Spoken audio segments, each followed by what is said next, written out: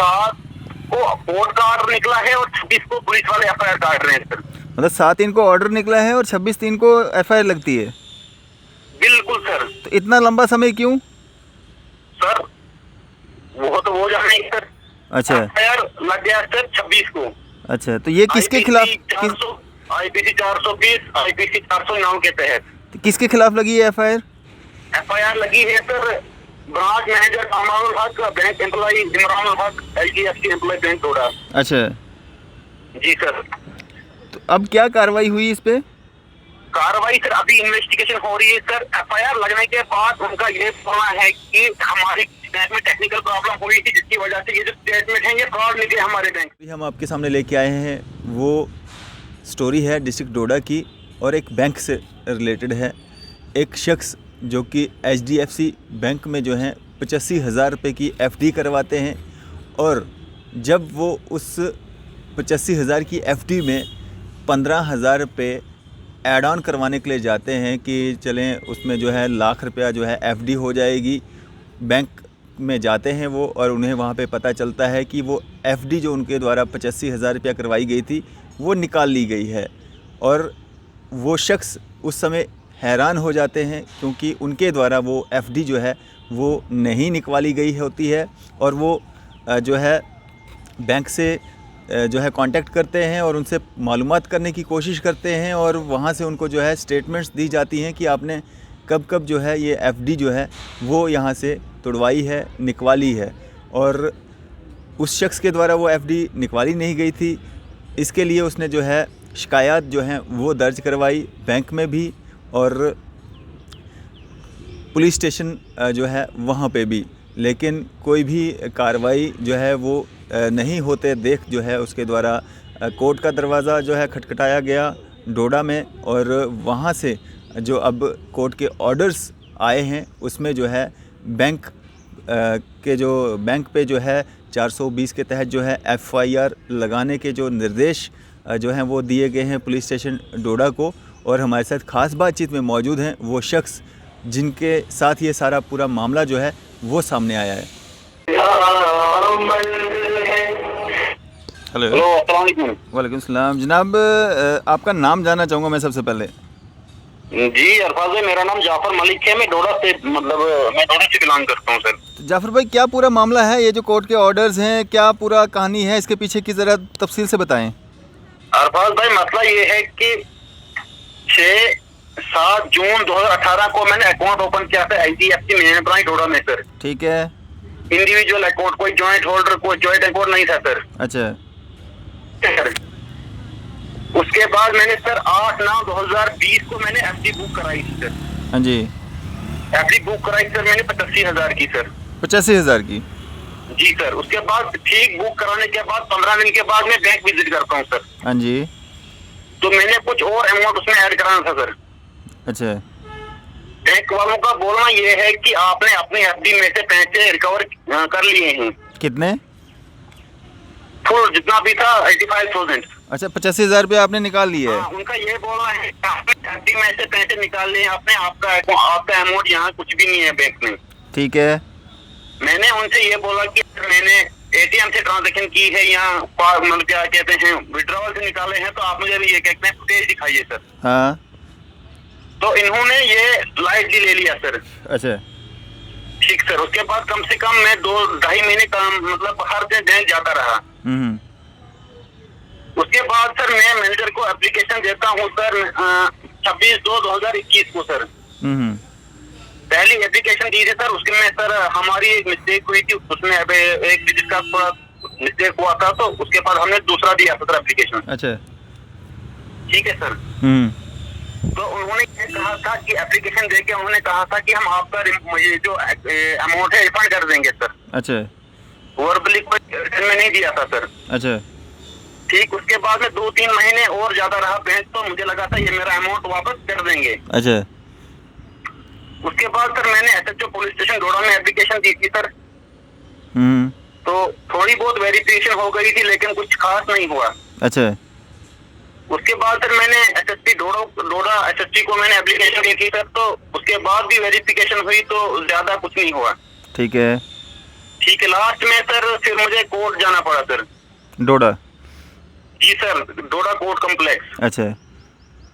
Court से 1.5 साल के बाद निकलता है ऑर्डर सर, एफआईआर के लिए सर निकलता है 156/3 CRPC 26/3/2022 को सर। अच्छा। ठीक है सर। 26/3 को कोर्ट से ऑर्डर निकलता है और डोडा पुलिस एफआईआर काटती है सर। 26/7 को कोर्ट से ऑर्डर निकला है तो 26 को एफआईआर काटती है पुलिस सर। कम से कम 3 के बाद। कितने देर के बाद?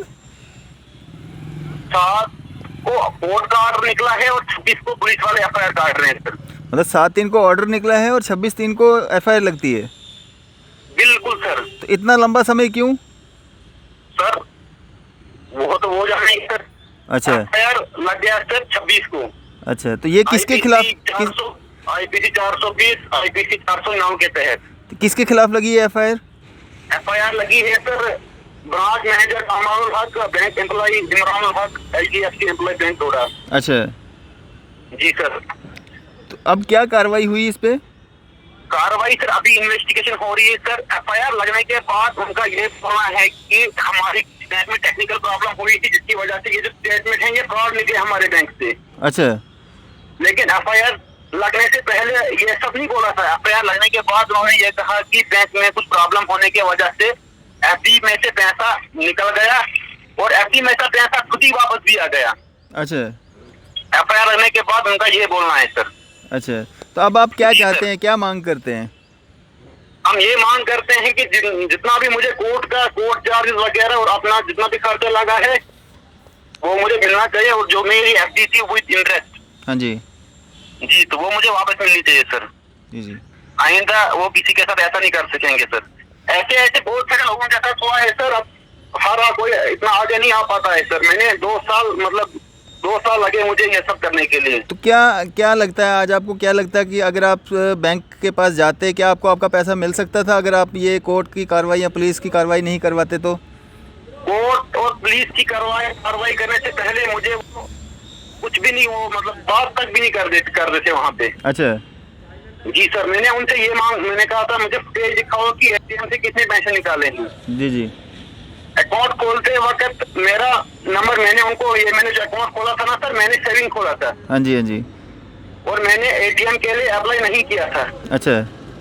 और मैंने अपना नंबर तक उनको नहीं दिया था। अच्छा। उनका ये बोलना है कि अकाउंट खोलते वक्त आपने किसी थर्ड पर्सन का नंबर दिया था और आपने एटीएम के लिए अप्लाई किया है, जबकि वो सबूत दिखाते नहीं है कि मैंने कहाँ पे साइन किया है, कहाँ मैंने एप्लीकेशन दे दी है कि मुझे एटीएम आप इशू करो। हाँ, उसके लिए तो अप्लाई करना पड़ता है। हाँ, उसके लिए अप्लाई करना पड़ता है। ये तो डॉक्यूमेंट दिखाते नहीं है सर। जी सर। चलें, शुक्रिया हमारे से बातचीत करने के लिए। तो हम अभी जो है बैंक मैनेजर जो हैं डोडा के HDFC के, उनसे भी बात करेंगे और इस तरह के ना जाने कितने ही मामलात होंगे जो मतलब सारे हाईलाइट नहीं होते होंगे सर। सारे हाईलाइट नहीं हो पाते हैं। ऐसे मेरे यार मतलब बहुत से रिलेशन में हैं, मतलब जिन्होंने ऐसे कहा 10,000 15,000 कुछ 2,000 4,000, उन्होंने कहा कि हमने बाद में अकाउंट ही वहाँ से हटा लिया। तो उन्होंने मुझे भी बोला था कि आप अपना अकाउंट यहाँ बंद कराओ, बाद में हम आपका पैसा जो है अमाउंट रिफंड करेंगे। फिर मैंने अपने एडवोकेट साहब से बात की। उन्होंने कहा अगर आप अपना अकाउंट वहाँ से मतलब क्लोज कराएंगे तो आपका कुछ भी नहीं है वहाँ पे कि आपके अकाउंट वहाँ था, आपके साथ कुछ हुआ है। तो आपको कोई स्टेटमेंट्स वगैरह दी गई कि आपका जो पैसा है वो इकट्ठा निकाला गया या किस्त में निकाला गया?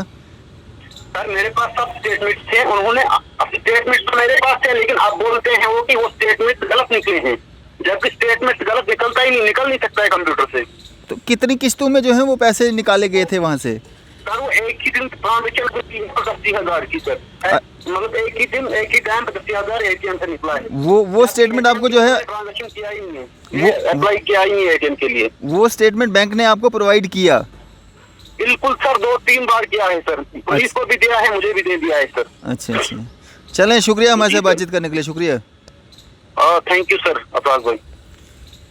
तो देखेंगे आप किस तरह से जो है कस्टमर्स जो होते हैं, उपभोक्ता जो बैंकों में जाते हैं, ये एक जागरूक कस्टमर हैं जिनके द्वारा अपना पैसा रिकवर करने के लिए जो है बार बार जो है वो एक कंप्लेंट जो है वो पहले तो एचडीएफसी बैंक में की गई, उसके बाद पुलिस में की गई, उसके बाद जो है कोर्ट का दरवाज़ा खटखटाया गया और आज जा कर के जो है एक न्याय की एक उम्मीद जो है, एक किरण जो है वो इनको दिख रही है और बैंक भी ये बात मान रहा है कि आपका पैसा जो है आपको रिफ़ंड कर दिया जाएगा। और टेक्निकल फॉल्ट की वजह से जो है वो सारी समस्याएं जो हैं वो आ रही थी, लेकिन एफआईआर लगने के बाद ही क्यों टेक्निकल फॉल्ट और इतना लंबा समय बीच में 2-2.5 साल 3 साल का समय बीच में बीत जाने के बाद जो है कस्टमर को इतनी दिक्कतें परेशानियां आने के बाद अब जा कर के जो है बैंक को लग रहा है कि टेक्निकल फॉल्ट की वजह से ये सारी समस्याएं आई और एक स्टेटमेंट जो है वो भी उनके हाथ में थमा दिया जाता है कि आपने ये पैसा कब निकाला है और एफआईआर लगने के बाद जो है वो पैसा भी वापस आ जाता है और टेक्निकल फॉल्ट का जो है बहाना भी बनाया जाता है। तो हम कोशिश करेंगे हमारी बात जो है बैंक मैनेजर जो हैं एचडीएफसी डोडा उनसे हो सके और उनसे कुछ जानकारियां जो है लेने की कोशिश करते हैं।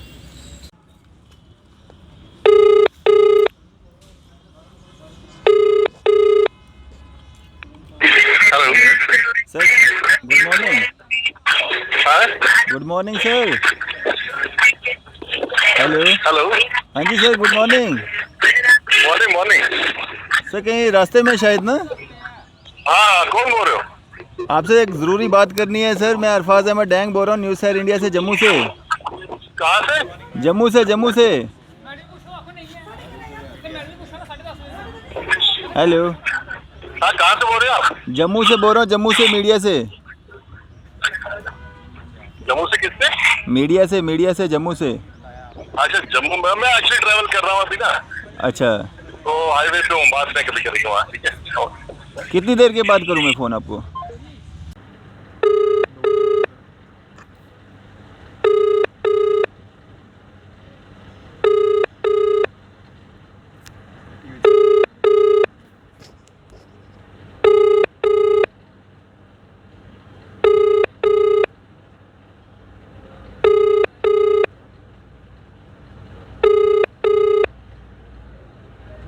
आप जिस व्यक्ति को कॉल कर रहे हैं वह उत्तर नहीं दे रही है। कृपया कुछ समय पश्चात प्रयास करें। The person you are calling is not answering.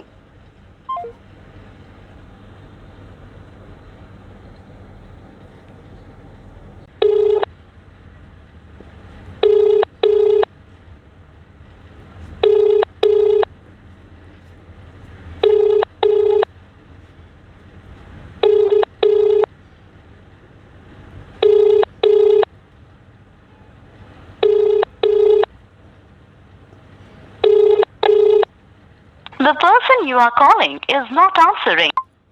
सुबह से शाम हो गई, अलग अलग विभिन्न नंबरों से हमने कोशिश की हमारी बात जो है एचडीएफसी जो बैंक है उसके जो मैनेजर हैं डोडा ब्रांच के उनसे हो सके और उनसे उनका वर्जन जो है वो जान सकें और किस तरह से उन्होंने कहा था कि वो गाड़ी में हैं और बाद में जो है वो फ़ोन करेंगे या आप बाद में कॉल कीजिएगा।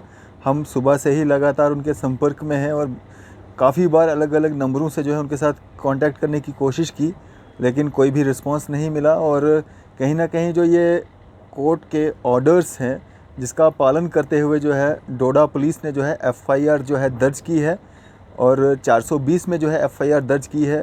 कहीं ना कहीं सख्त जांच की ज़रूरत है और जांच होनी भी चाहिए। ना जाने ऐसे कितने ही केसेस होंगे जिसमें लोग सामने नहीं आते होंगे, जिनका 2-4 हज़ार 10 हज़ार 20 हज़ार का मामला होगा। वो सोचेगा कि मैं कहाँ कोर्ट कचहरी के चक्कर में पड़ूँ, कहाँ पुलिस के चक्कर में पड़ूँ और 5-7 10 हज़ार 20 हज़ार की बात है। तो कहीं ना कहीं ऐसे लोगों को अच्छे से तरबियत जो है वो दी जानी चाहिए ताकि इस तरह के मामलात में रोक लगे और इस तरह के जो लोग जो इस तरह के जो पुराने बैंक हैं या कोई भी प्राइवेट इदारे हैं या गवर्नमेंट इदारे हैं उनके नाम को जो है ख़राब करते हैं, उनके ख़िलाफ़ जो उसके बीच में काम करने वाले लोग हैं जो भी इस तरह के होते हैं उनके ख़िलाफ़ सख्त से सख्त कार्रवाई की जानी चाहिए ताकि लोगों का पैसा, लोगों का विश्वास वो इन संस्थानों पे बना रहे और लोगों का पैसा जो है वो सेफ़ रहे। और इन लोगों के ख़िलाफ़ जिन लोगों ने भी ये जो सारा खेल रचा है, जो 2-3 साल जो है एक शख्स को लग गए ये साबित करने में कि उसने वो एफडी जो है वो नहीं निकवाली है और उसको स्टेटमेंट भी हाथ में थमा दिया जाता है कि आपने आपका पैसा जो है वो निकवाल लिया है और अब जा कर के जो है बैंक ये कह रहा है कि जो ये टेक्निकल फॉल्ट था जिसके कारण ये सब चीज़ें हुई, लेकिन इतना लंबा समय 2-3 साल का समय क्यों लगा और कोर्ट के ऑर्डर्स के बाद ही ये सारी चीज़ें जो है सामने क्यों आई। कहीं ना कहीं जिस तरह से भागते नज़र आ रहे हैं, फ़ोन उठा नहीं रहे हैं, और जो कन्वर्सेशन आपने सुनी जब हमने उनसे कहा कि हम मीडिया से हैं, फ़ोन काट दिया गया, उनके द्वारा ये कहा गया कि अभी हम ट्रैवलिंग में हैं और हम बाद में आपको कॉल करते हैं। लेकिन सुबह से शाम होने को है, अभी तक कोई भी रिस्पांस उनकी तरफ से नहीं है, ना ही उनके द्वारा फ़ोन उठाया गया। अपील यही रहेगी कि इस जो ये पूरा वाक़या है, जो ये पूरी स्टोरी है, इसमें जांच जो है अच्छे से की जाए ताकि दोषी जो हैं वो उनके खिलाफ़ सख्त से सख्त कार्रवाई की जाए, ताकि लोगों का विश्वास जो है इन संस्थानों पे बना रहे। इसी तरह की मज़ीद अपडेट्स के लिए आप देखते रहें न्यूज़ सैर इंडिया। मैं अरफाज़ मडैंग, कैमरामैन शाहनवाज के साथ।